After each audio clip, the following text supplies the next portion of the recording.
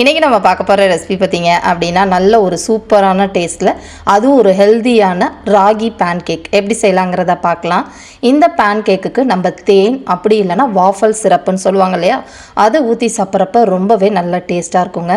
இன்றைக்கி பண்ணியிருக்கிற ராகி பேன் கேக்குக்கு முட்டை, பேக்கிங் சோடா, பேக்கிங் சால்ட் எதுவுமே போடாமல் வீட்டில் இருக்கிற சாமான்களை வச்சு நல்ல சாஃப்டான பேன் கேக் எப்படி செய்யலாங்கிறத பார்க்க போகிறோம். வீடியோவை ஸ்கிப் பண்ணாமல் பார்த்து தெரிஞ்சுக்கோங்க. கட்டாயமாக இந்த ரெசிபி வீட்டில் ட்ரை பண்ணி பாருங்கள். இப்போ வாங்க இது எப்படி செய்யலாங்கிறத பார்க்கலாம். Hello friends, welcome to Gomathi's kitchen. Gomathi's கிச்சனை சப்ஸ்கிரைப் பண்ணாதவங்க சப்ஸ்கிரைப் பட்டனை ப்ரெஸ் பண்ணிக்கோங்க. உடனுக்குடனே அப்டேட் வேணும் அப்படின்னா பக்கத்தில் இருக்க பெல் பட்டனில் ஆல்ங்கிற ஆப்ஷனை மறக்காமல் ப்ரெஸ் பண்ணி வச்சுக்கோங்க. இன்றைக்கி செய்ய போகிற பேன் கேக்குக்குன்னு பார்த்தீங்கன்னா முளைக்கட்டின ராகி மாவை தான் பயன்படுத்தி செய்ய போகிறேன்.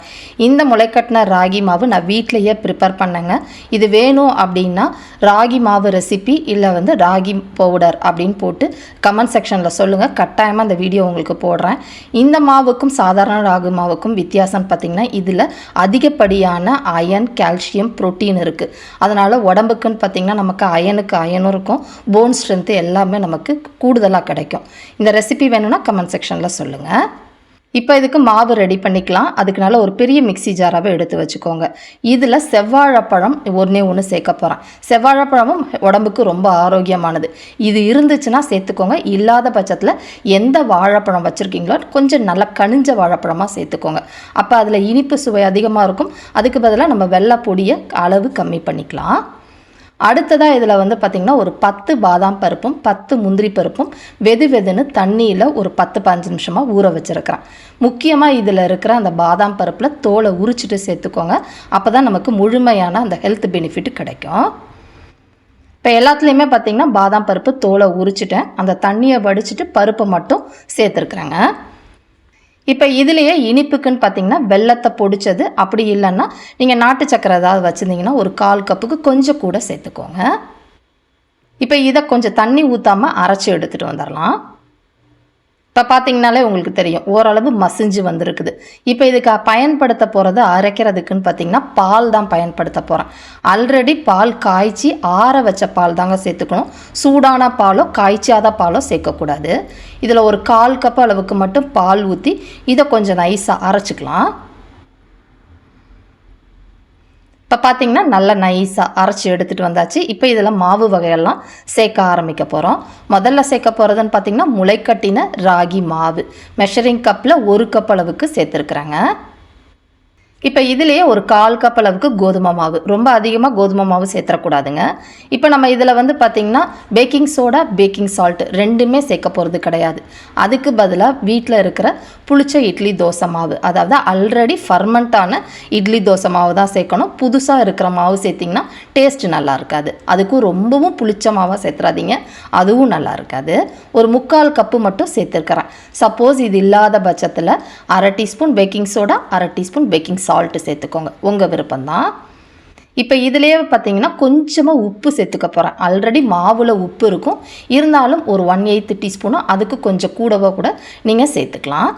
இப்போ இதை அரைச்சி எடுத்துகிட்டு வந்துடுறேங்க. முதல்ல இந்த மாதிரி அரைச்சதுக்கப்புறமா நம்ம 1 கப்பு பால் வச்சுருந்தோம் பார்த்திங்களா, அந்த மிச்ச பால் முழுக்க நான் 1 கப் அளவுக்கு பால் சேர்த்துருக்குறேன். எல்லாத்தையும் ஊற்றி அரைச்சிக்கலாம். இப்போ பார்த்திங்கன்னா அரைச்சி எடுத்துகிட்டு வந்துட்டேன். கட்டிகள் இல்லாத அளவுக்கு பார்த்துக்கோங்க. மாவை பொறுத்த வரைக்கும் பார்த்திங்கன்னா ரொம்ப அதிகமாக பால் ஊற்றி தண்ணியாக அரைச்சிடக்கூடாது, ரொம்ப கெட்டியாகவும் அரைச்சிடக்கூடாது. மிக்சி ஜாரில் கொஞ்சமாக தண்ணி விட்டு அலம்பி சேர்த்துருக்குறேன். இப்போ மாவு கன்சிஸ்டன்சி காட்டுறேன் பாருங்களேன். மாவை பொறுத்த வரைக்கும் ரொம்ப தண்ணியாகவும் இருக்கக்கூடாது, ரொம்ப கெட்டியாகவும் இருக்கக்கூடாது.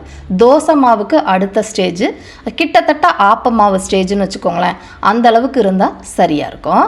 இதில் பேக்கிங் சோடா, பேக்கிங் சால்ட்டு சேர்த்துருந்தீங்கன்னா உடனே நீங்கள் பேன் கேக் செய்ய ஆரம்பிச்சிடலாம். நம்ம அது சேர்க்காதனால இதை கொஞ்சம் நேரம் ஃபர்மெண்ட் பண்ணிக்கலாம். குறைஞ்சது 1 மணி நேரம்னாவது இதை ஃபர்மெண்ட் பண்ண விடுங்க, அதுக்கப்புறமா நம்ம பயன்படுத்திக்கலாம். இப்போ நான் பார்த்திங்கன்னா ஒரு 2 ஹவர்ஸாகவே எடுத்து வச்சுட்டேங்க. மாவு கொஞ்சம் மேலே கலர் மட்டும் வாழைப்பழம் அதெல்லாம் போட்டிருக்கிறதுனால நிறம் மாறி இருக்குது. உள்ள நிறம் மாறாதுங்க. கலந்து விட்டு பார்த்திங்க அப்படின்னா லைட்டாக அந்த மாவு போட்டதுக்கு ஃபர்மெண்ட் ஆகிருக்கு பார்த்திங்களா, இந்த அளவுக்கு இருக்கணும். இப்போ இதை நல்லா கலந்து விட்டதுக்கப்புறம் மாவு கன்சிஸ்டன்சி உங்களுக்கு கொஞ்சமாக மாறி இருக்கும். முன்னாடி காட்டினதுக்கும் இப்பையும் பாருங்களேன், இந்த அளவுக்கு இருக்கணும். அந்த மடிப்பாக கீழே விழுது பார்த்தீங்களா, இதுதான் கன்சிஸ்டன்சி. இந்த டைம் ரொம்ப தொரன்னு கீழே ஊற்றுச்சுன்னா தோசைக்கல்லில் பேன் கேக் ஊற்றுறப்போ ஒட்டிக்கும். ஸோ இந்த மாதிரி இருக்கிற மாதிரி பார்த்துக்கோங்க. அளவுகள் நான் சொன்ன அளவு சேர்த்திங்கன்னா உங்களுக்கு கரெக்டாக இருக்கும்.